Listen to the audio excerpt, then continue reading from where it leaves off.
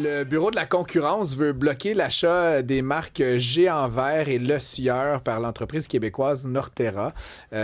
Ottawa estime que la transaction éliminerait son principal concurrent national dans un marché qui est déjà très concentré, avec un risque évident, si on a un genre de monopole, oligopole, d'une hausse des prix par une diminution du choix à l'épicerie.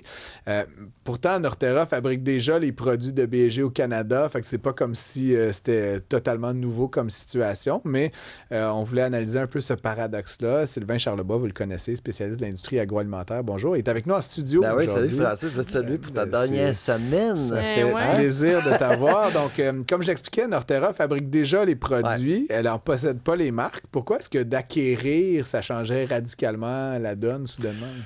C'est une question de contrôle. Surtout en distribution, là. Quand on visite une épicerie, moi, je vois toujours une épicerie comme étant un parc immobilier. C'est des espaces, tablettes. Okay. Il y a une guerre entre plusieurs entreprises pour s'acheter de l'espace tablette. Les promotions, LCN fait toujours sa guerre des circulaires le mercredi. Mais il y a des gens... Avec Pierre-Olivier Zapp. Oui, puis il y a des entreprises qui se battent là, pour être sur votre émission, puis de se faire parler, etc. Donc, il y a une grosse bataille en amont de la chaîne.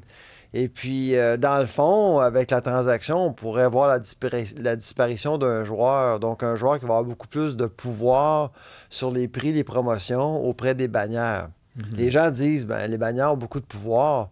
Oui, mais avec le centre du magasin, là, on parle de très gros joueurs. Norterra, vraiment, est confronté au PepsiCo de ce monde, Coca-Cola, Procter & Gamble, Unilever, c'est des gros joueurs. Là. Alors, lorsque eux arrivent et visitent Métro, Provigo, Loblaws, Sobeys, IGA... Ils ont plus de pouvoir de marché. C'est sûr. Fait que, au niveau des promotions, moi, j'ai de la difficulté à voir comment que le consommateur va gagner. Parce qu'on pourrait justement pousser les prix à la hausse parce qu'il n'y a pas d'autres joueurs sur le marché. Pour les petits pois. Et pour autres, les petits pois. Puis là, il ne faut pas oublier une chose, Norterra supporte beaucoup de marques privées aussi. Là, les marques privées sont contrôlées par les bannières, mais supportées par Norterra. Fait que, tu sais, dès qu'on perd un joueur, c'est sûr qu'il faut s'inquiéter. Puis, je vais te dire, Francis, ça m'a agréablement surpris de voir le Bureau de la concurrence pour une fois, considérer le tribunal comme une avenue pour peut-être reconsidérer une transaction potentielle. Je comprends. Ceci dit, tu m'en parlais hors d'onde, puis c'est quelque chose que j'avais un peu trouvé ce matin. Norterra, c'est une belle entreprise québécoise, financée par la Caisse. Un petit peu de chauvinisme québécois, certainement, qui ressort quand on pense à cette entreprise-là. Puis, les Québécois sont propriétaires de Norterra. Puis de Coca-Cola, ils ont ce pouvoir de marché-là partout sur la planète, parce que c'est des immenses entreprises. Ils sont basés à l'extérieur du pays. Mais j'inverse un peu la dynamique. En privant Norterra d'acheter un joueur comme B&G, un joueur américain, est-ce qu'on n'est pas en train de limiter éventuellement sa capacité à aller aux États-Unis puis dicter ses termes comme Pepsi vient le faire chez nous? Tu comprends ce que je veux dire? Absolument. Est-ce qu'on se contraint pas à avoir des petits joueurs qui vont toujours jouer contre des espèces de géants comme Coca-Cola et autres? Il y a un genre de tension, là, j'ai l'impression, entre vouloir concentrer puis vouloir garder des prix abordables pour les consommateurs. Tu as tout à fait raison. Ça crée un peu un malaise parce qu'en même temps, on veut que nos entreprises réussissent. C'est ça. Je dînais aujourd'hui dans le Vieux-Montréal avec la présidente du Conseil de la transformation du Québec. Puis je l'ai averti, je m'en vais à Cube pour parler de Norterra, puis possiblement être contre la transaction, parce que, tu sais, forcément, je pense aux consommateurs, mais tu as tout à fait raison. Évidemment, on veut que Norterra devienne un fleuron, tu sais, comme Maple Leaf, McCain. On n'en a pas beaucoup au Canada, là. Fait que, tu sais, pourquoi pas aider Norterra, mais en même temps, dans un contexte inflationniste qu'on connaît actuellement, moi, je vois pas comment empêcher cette transaction-là pourrait empêcher Norterra à se développer à l'extérieur du pays. Je comprends. Fait qu'ils pourraient le faire sans l'acquisition de B&G. Puis comme moi, je pense que on dit, ils sont déjà en relation, ces Norterra, c'est une entreprise qui est très bien gérée. Là. Ils sont bien appuyés, ils ont un très bon conseil d'administration. Ils ont développé une belle stratégie depuis quelques années. Ils contrôlent bien le marché aussi. Ils ont une bonne relation avec les bannières aussi. Et ils sont ailleurs qu'au Canada aussi, là, en même temps. Alors, moi, je pense que Norterra n'a pas besoin de cette transaction-là pour mieux se positionner à l'extérieur du Canada. Là. Est-ce que c'est une opinion qui est partagée par l'industrie? Quand tu avais ton lunch, mettons, si on sondait le milieu, là, comment est-ce qu'on voit ça? Mettons, les producteurs là, qui fournissent les petits pois puis ce qui rentre dans les cannes, là, eux, comment ils voient ça, une affaire de même? Ben, moi, parce que là, on parle de l'épicerie qui est comme moi, j'ai l'impression qu'à si matin, j'ai pas parlé à grand monde, là, mais moi, j'ai l'impression qu'à matin, ils ont vu la nouvelle du Bureau de la concurrence comme étant une surprise. D'accord. Parce qu'on a vu les transactions comme Pharmaprix avec Loblaws en 2013, AEP et Métro en 2003, Sobeys et Safeway en 2013 aussi. C'est des grosses transactions qui ont vraiment influencé en fait, l'industrie qui a créé un peu l'oligopole qu'on a aujourd'hui. Fait que moi, j'ai l'impression qu'il y a peut-être un peu de... il y a une responsabilité qui semble être acceptée par le bureau à Ottawa pour dire peut-être qu'on est allé trop loin, puis dorénavant, on va devoir faire plus attention. Là, bon, on va voir ce qui se passe avec ces procédures juridiques. Là, si j'ai bien compris, le bureau de la concurrence... C'est un tribunal. En fait, je ne sais pas trop comment ça fonctionne, mais c'est pas... Il y a deux choses qui m'ont surpris ce matin. D'abord, le bureau qui a statué en disant, bon, ben, peut-être qu'on devrait aller au tribunal, mais le bureau n'a pas cancellé la transaction. Est-ce que le bureau aurait pu le faire? Il y en aurait le pouvoir de carrément dire non. Oui, absolument. En fait, d'ailleurs, avec l'appui du ministre, on s'entend. D'ailleurs, c'est déjà arrivé avec Potash Corp en 2010, avec la potasse. Justement, c'était Tony Clement qui était le ministre à l'époque, qui avait décidé de canceller la transaction entre Potash Corp et puis BHT Billiton qui était basé en Australie. Je pense que c'était la seule fois que c'est arrivé. Est-ce que, donc là, face à ça, la transaction va être un peu mise sur pause ou est-ce qu'on continue de se rapprocher, de se parler, d'avancer en espérant avoir gain de cause? Je pense qu'on va laisser le tribunal faire son travail. Non, mais je parle, mettons, entre les entreprises. Eux, ils continuent à produire. Est-ce que c'est sûr. Ils vont continuer à se rapprocher? Là, ils vont... c'est comme Couche-Tard. Hein? Couche-Tard magazine, regarde, évalue. Puis on est toujours sur le marché pour... Parce que dans le domaine de l'alimentation, c'est un marché qui est mature. Le consommateur ne bouge pas tant que ça. Il y a des catégories qui arrivent, mais c'est pas... comme on l'a vu avec le Red Bull il y a 20 ans. Ça va arriver une fois de temps en temps, mais ça ne bouge pas tellement. Les petits pois en canne. Si on veut croire comme entreprise, il faut... magasiner. Pour magasiner, pour acheter, puis pour devenir de plus en plus gros par acquisition. C'est ça.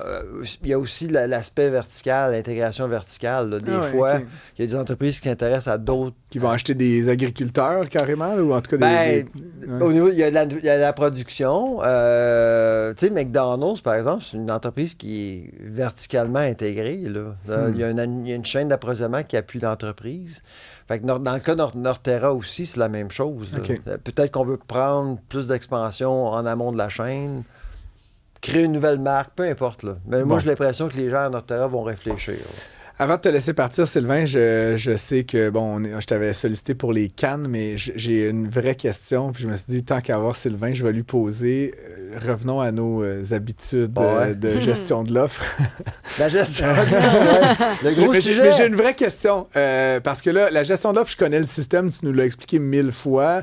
Je le connais, en tout cas, j'ai l'impression de le connaître. Mais là, ce qu'on entend beaucoup dans l'histoire là, du deal avec les Américains, c'est qu'on garderait la gestion de l'offre, mais on augmenterait les quotas. Peux-tu nous expliquer c'est quoi la différence entre ces deux affaires-là? Donald Trump dit « j'aurai libre accès au marché canadien », puis Mark Carney dit « on va maintenir la gestion de l'offre ». Est-ce que ces deux affirmations peuvent être simultanément vraies? Oui, absolument. Explique-moi ça, parce on maintient la gestion de l'offre. Je suis pas certain de comprendre. Le président Trump veut rien savoir de la gestion de l'offre. Il ne la comprend pas. C'est vraiment le marché, c'est l'accès au marché. En 2020, on avait promis aux Américains qu'on était pour laisser beaucoup de produits américains pénétrer le marché canadien. C'est pas arrivé. Il y a eu au-delà de 60% des quotas à l'importation qui n'ont pas été utilisés. Alors, les Américains contestent cette pratique-là. Pourquoi? Parce que c'est l'allocation des quotas à l'importation. On a octroyé les quotas à des entreprises qui ne voulaient rien savoir d'importer comme l'Amblaise. Okay. Tu sais, l'Amblaise a ses marques privées, a ses fournisseurs. Pourquoi qu'ils importeraient plus de fromage américain? C'est pas moins cher ou il n'y a pas de pour offrir des produits moins chers? Ben non. Fait que c'est ça qui est le problème. Fait que d'une part, les Américains contestent le mécanisme de l'allocation des quotas. Donc, les deux ont un peu raison. Mais moi, je veux mentionner quelque chose que personne ne parle actuellement. C'est la classe 4A. Puis je pense que c'est vraiment ça qui va faire mal aux producteurs laitiers. C'est quoi la classe 4A? La classe 4A a été créée par la Commission canadienne du lait et les producteurs pour offrir une protéine moins chère aux transformateurs chez nous. D'accord. Donc, ça crée, dans le fond, un système à deux niveaux. Il y a des prix ordinaires, puis il y a les prix moins chers pour les transformateurs. Puis ça, c'est à l'intérieur de la gestion de l'offre. Exactement. Des quotas locaux pour les agriculteurs locaux. Ce qui est arrivé durant les négociations de l'ACM 1.0, en 2018, c'est qu'on avait promis aux Américains d'éliminer la classe 7. OK? La classe 7 a été renommée. Elle n'a pas été éliminée. Et la classe 7 s'appelle classe 4A. D'accord. Et ça, donc, c'est une protéine moins chère, donc, que tu me dis. Exactement. Et on pourrait l'enlever, cette classe-là? Les Américains, ils veulent qu'on cesse cette pratique-là pour qu'eux puissent importer des protéines laitières américaines moins chères. Ça, c'est comme du lait en vrac, là. C'est pas du lait que toi et moi, on va boire dans le carton. C'est du lait en poudre protéinée. D'accord. Bon, on dit le comme ça, là. Puis, c'est pas la première fois que ça arrive, là. C'est déjà arrivé par le passé, mais moi, je pense que les Américains, puis on va le savoir dans les prochaines 24 heures, là, moi, je pense que les Américains contestent cette pratique-là. Et on pourrait voir la fin de la classe 4A. Et ça, mon cher Francis, ça va affecter davantage nos producteurs laitiers au lieu des fameux quotas d'importation qu'on mentionne à plusieurs reprises dans les médias. Et donc, c'est pas la fin de la gestion de l'offre, mais c'est une sous-catégorie dans ce système-là qui pourrait être affecté. Et l'effritement de la gestion de l'offre, on s'entend que... Parce que ce qu'on fait actuellement, on joue à l'hypocrite. On promet des choses aux Américains, mais on le fait pas.